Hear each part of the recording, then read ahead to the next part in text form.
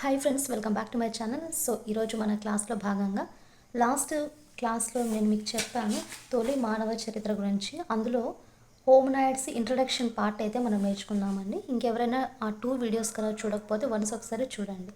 And ఇది వచ్చేసి మనకు థర్డ్ వీడియో అండి ఈ లెసన్కి సంబంధించింది. సో మనకు నోటిఫికేషన్కి అనౌన్స్మెంట్ అనేది వచ్చింది. నెక్స్ట్ ఉగాది అంటే మనకి ఈ ఉగాదికి డిఎస్కి సంబంధించిన నోటిఫికేషన్ వస్తుంది అనేసి అనౌన్స్మెంట్ అయితే చేశారు. సో ప్రిపరేషన్ అనేది మరింత ఫాస్ట్గా చేయండి. మ్యాక్సిమం సిలబస్ కూడా మార్పు లేదనేసి కూడా ఒక క్లారిటీ వచ్చింది. సో మీరు వరి అవ్వాల్సిన అవసరం లేదు. అండ్ ఇంపార్టెంట్ అండ్ ఇంకొకటి ఏంటంటే ప్రొఫెషనల్ టెస్ట్ అనేది లేదు. సో ఇంగ్లీష్కి సంబంధించిన ఆ టెస్ట్ అనేది లేదండి. సో హ్యాపీగా ప్రిపరేషన్ అనేది మరింత ఫాస్ట్గా చేసి ముందుకెళ్ళాలనేసి అనుకుంటున్నాను. అండ్ ఈరోజు వీడియోలో భాగంగా ఏంటంటే ప్రాచీన మానవులు వారి యొక్క నివాసాలు అనేవి ఎలా ఉండేవి, అండ్ దాంతోపాటు పంచు బ్లేడ్ తయారనేది ఎలా ఉండేది, అండ్ దాంతోపాటు వేట ఈ యొక్క మనకు ఆహార సేకరణ సమాజాలు ఎలా ఉండేది, కంప్లీట్గా 1 by 1 డీటెయిల్గా ఈ వీడియోలో మనం నేర్చుకుందాం. సో వీడియోని స్కిప్ చేయకుండా లాస్ట్ వరకు చూడండి. అలాగే మీకు నచ్చినట్లయితే నా ఛానల్ని లైక్ చేయండి, షేర్ చేయండి, సబ్స్క్రైబ్ చేయండి. సో ప్రాచీన మానవులు నివాసాలు మెయిన్గా మనకు 6th క్లాస్లో చూసుకున్నట్లయితే బేసిక్స్ ఇన్ఫర్మేషన్ ఇచ్చింటారు. బట్ ఇక్కడికి వచ్చేసరికి మనకు కాస్త డెప్త్గా ఇస్తారు. ఇంటర్మీడియట్ కదా అండి. సో చెట్లు, గుహలు, మనకు 6 బయలు మెయిన్గా మనకు ప్రాచీన మానవులు ఎక్కడ ఉండేవారంటే చెట్లల్లో, గుహలలో, నెక్స్ట్ బయట. సో ఇలా వారి యొక్క నివాస ప్రాంతాలుగా ఉండేవి. ఇక్కడ చూడండి 4 లక్షలు అలాగే 1,25,000 సంవత్సరాల క్రితము మానవుని యొక్క నివాస పద్ధతులు వివిధ ప్రాంతాలలో దొరికిన వారి యొక్క పనిముట్లను బట్టి తెలుస్తుంటుంది.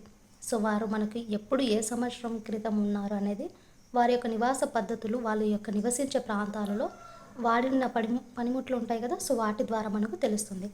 ఫర్ ఎగ్జాంపుల్ ఇక్కడ చూడండి కెన్యా ఒలరో సైరిక్లోంచి ఈ ప్రాంతంలో ఏమైందంటే వేల కొలది ఈ చేతిగొడ్డలు, ఫ్లేక్ పనిముట్లు లభించాయండి. ఇక్కడ కెన్యాలోని. మరి దక్షిణ ఫ్రాన్స్లోని లాజరేత్ గుహలో 12x14 అంటే ఈ యొక్క మీటర్ల యొక్క నివాస స్థలాన్ని ఏర్పరచుకున్నట్లు. అంటే 12x4 ఈ మీటర్స్ అంటే మనం ఇప్పుడు మెజర్మెంట్ వేస్తాం కదా హౌస్ ఇంత ఉంటుందనేసి. సో ఆ మెజర్మెంట్లో వారి యొక్క నివాస స్థలాన్ని ఏర్పరచుకున్నట్లు మనకు ఆధారం అనేది లభించింది. అండ్ దాంతోపాటు దక్షిణ ఫ్రాన్స్లోని తీర ప్రాంతంలో టెర్రా అమాటా అనే ప్రాంతం అండి. టెర్రా అమాటా అనే ప్రాంతంలో కలపతో, గడ్డితో పైకప్పు తాత్కాలికంగా నివాసాన్ని ఏర్పరచుకున్నట్లు తెలుస్తుంది. బహుశా ఇది తాత్కాలికంగా అంటే ఇప్పుడు మనకు సంచార జీవనం చేసే వాళ్ళందరూ కూడా పర్మనెంట్గా ఒకే చోట స్టే చేయరు కదా. సో తాత్కాలికంగా ఎక్కడ ఏ ప్రాంతంలో వాళ్ళు కలపతో అండ్ గడ్డితో పైకప్పు తాత్కాలికంగా నివాసం ఏర్పరచుకున్నారంటే టెర్రా అమాటా, దక్షిణ ఫ్రాన్స్లోని తీర ప్రాంతంలో టెర్రా అమాటా.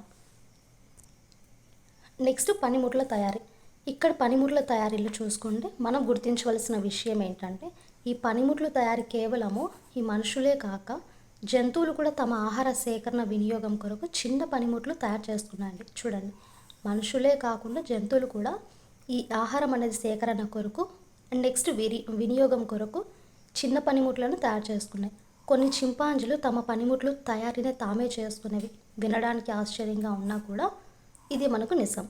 చింపాంజీలు తమ యొక్క పనిముట్లను తామే తయారు చేసుకున్నాయి. అండ్ దీనికి సంబంధించిన తొలి ఆధారాలు మనకు ఇథియోపియా మరియు కెన్యా ప్రాంతాలలో లభించాయండి. సో ఈ చింపాంజీలు పనిముట్లు తయారు చేసుకున్నాయి కదా, వాటికి సంబంధించిన ఆధారాలు ఎక్కడ దొరికాయి? ఇథియోపియా మరియు కెన్యా ప్రాంతాలలో లభించాయి. నెక్స్ట్ ప్రప్రథమంగా రాతి పనిముట్లను తయారు చేసుకున్న వారు Australopithecus. Very very important bit ఇది. ప్రప్రథమంగా రాతి పనిముట్లను తయారు చేసుకున్న వారు ఎవరండి? ఆస్ట్రలోపిథెకస్. ఈ రాతి పనిముట్లను మనకు స్త్రీలు మరియు పురుషులు తయారు చేస్తారు, ఇద్దరు కూడా. ప్రత్యేకంగా స్త్రీలు రాతి పనిముట్లను పిల్లలను ప్రసవించిన తర్వాత ఆహారం కొరకు ఉపయోగించుకున్నట్లు తెలుస్తుంది. నెక్స్ట్ 35,000 సంవత్సరాల క్రితము జంతువులను వేటాడి చంపుటకు నూతనంగా కొత్త ఆయుధాలను అనేది తయారు చేసుకున్నారు. ఎప్పుడు 35 years బ్యాక్ జంతువులను వేటాడి చంపడానికి కొత్త ఆయుధాలను తయారు చేసుకున్నారు. ఒకసారి పిక్చర్ని అబ్జర్వ్ చేయండి. సో అక్కడ మనం ఇందాక మాట్లాడుకున్నాం కదా పనిముట్లను తయారు చేసుకోవడము. సో ఇలా అండి. ఇక్కడ చూడండి ఈట, ధనస్సు మరియు బాణం ఉంటుంది కదా. సో ఇలాంటి పనిముట్లను అభివృద్ధి వాళ్ళు చేసుకున్నారు. అండ్ వీటి వల్ల ఈ మాంసం కానివ్వండి, ఎముకలు దేన్ని తయారు చేశారంటే మాంసం కొరకు, అలాగే ఎముకలు వేరు చేయగలిగారు. మాంసం సపరేటు అండ్ బోన్స్ సపరేటు చేశారండి. ఆహారాన్ని ఎండబెట్టడము, వేడి చేయడము, నిల్వ చేయడం వంటివి ప్రారంభమైంది. ఈ నిల్వ చేసుకోవడానికి కారణం ఏంటంటే భవిష్యత్తులో మళ్ళీ వినియోగం అండ్ భద్రత కొరకు ధ్రువపు జంతువులు ఉంటాయి కదా. సో ఈ ధ్రువపు జంతువులను వ్యూహాత్మకంగా వేటాడడం, బట్టలు కుట్టే సూదులు కనుగొనడం జరిగింది. 21,000 సంవత్సరాల క్రితము ప్రారంభమైనట్లు సూదులను ఉపయోగించి బట్టలు కుట్టడం అనే ప్రక్రియ ప్రారంభించినట్లు మొదటి ఆధారము. సో చూడండి, అప్పట్లోనే 21 ఇయర్స్ బ్యాకే మనకు ఏం తయారు చేశారు వీళ్ళు? సూదులను ఉపయోగించి బట్టలు కుట్టడం అనే ప్రక్రియ స్టార్ట్ చేశారండి. దీనికి తోడు చిన్న చిన్న పనిముట్లు తయారు చేసుకోవడానికి బ్లేడ్ వంటి పనిముట్లను కూడా కనుగొన్నారు. నెక్స్ట్ పంచ్ బ్లేడ్ తయారీ. ఈ పంచ్ బ్లేడు ప్రసార మాధ్యమాలు, భాష మరియు చిత్రాలు. చూడండి ఇక్కడ మానవుడు తన భావాలను వ్యక్తీకరించడానికి చాలా మార్గాలు అనుసరించాడు. కానీ అందులో హోమనిడ్ భాష సైగలు మరియు చేతులు కదలిక, జస్ట్ మనం సైగ చేయడం. హోమనిడ్ భాష అంటే ఏంటి? ఇక్కడ సైగలు మరియు ఈ మన యొక్క హ్యాండ్స్ ఉంటాయి కదా, సో చేతుల కదలికలను ఉపయోగించి నోటితో అరుపులు, కూని రాగాలు, చిన్న చిన్న కొన్ని శబ్దాలు, ఇవన్నీ కూడా హోమనిడ్ భాష సైగలండి. హోమనిడ్ యొక్క భాష ఏవి? సైగలు మరియు చేతులు కదిలించడము, నోటితో అరుపులు, కూని రాగాలు లేదా చిన్న చిన్నగా కొన్ని శబ్దాలు చేయడము. హోమో హాబిలిస్ వర్గం మానవుడి మొదట మాట్లాడడానికి ఉపయోగపడింది. దాదాపు 2 లక్షల సంవత్సరాల క్రితం నాటిది. ఈ భాష అనేది ఎప్పుడు క్రితం అంటే 2 సంవత్సరాల క్రితము స్టార్ట్ అయింది. హోమో హాబిలిస్ అనేది మానవుడి మెదడుకు మాట్లాడడానికి ఉపయోగపడింది. కొంతమంది పండితుల వాదన ప్రకారము భాష దాదాపు 40,035 సంవత్సరాల క్రితము చిత్రలేఖనం ఆవిర్భవించినప్పుడే జరిగింది. సో కొంతమంది వాదించుంటారు కదా. సో పండితుల యొక్క వాదన ప్రకారము దాదాపు 40,000 అలాగే 35 సంవత్సరాల క్రితమే ఈ చిత్రలేఖం ఉంటుంది కదా. సో ఈ నెక్స్ట్ వందల కొద్ది జంతువుల చిత్రాలు ఉంటాయి కదా. ఫ్రాన్స్లోని లాక్స్ చానెట్ అనే కొండల గుహలలో మరియు స్పెయిన్లోని ఆల్టామిరా ప్రాంతంలో కనిపించాయండి. మనకి వందల కొద్ది జంతువుల చిత్రాలు ఉంటాయి కదా. సో ఈ పిక్చర్స్ అన్నీ కూడా ఫ్రాన్స్లోని లాక్స్ అండ్ చానెట్ అనే కొండ గుహలలో అలాగే స్పెయిన్లోని ఆల్టామిరా ప్రాంతంలో కనిపించాయి. వీరు ఎక్కువగా దున్న, అలాగే గుర్రము, జింక, ఖడ్గమృగము, సింహం, ఎలుగుబంటి, హైనా మరియు గుడ్లగూబల బొమ్మలను చిత్రీకరించారు. అండ్ ఈ చిత్రాలు లేక బొమ్మలు కొన్ని ప్రాంతాలలో కనిపిస్తాయి. బహుశా ఈ ప్రాంతాలలో ప్రజలు గుంపులుగా చేరి ఉండవచ్చు అండ్ అందరికీ సంబంధించిన కార్యక్రమాలైనా జరిగైనా ఉండవచ్చు.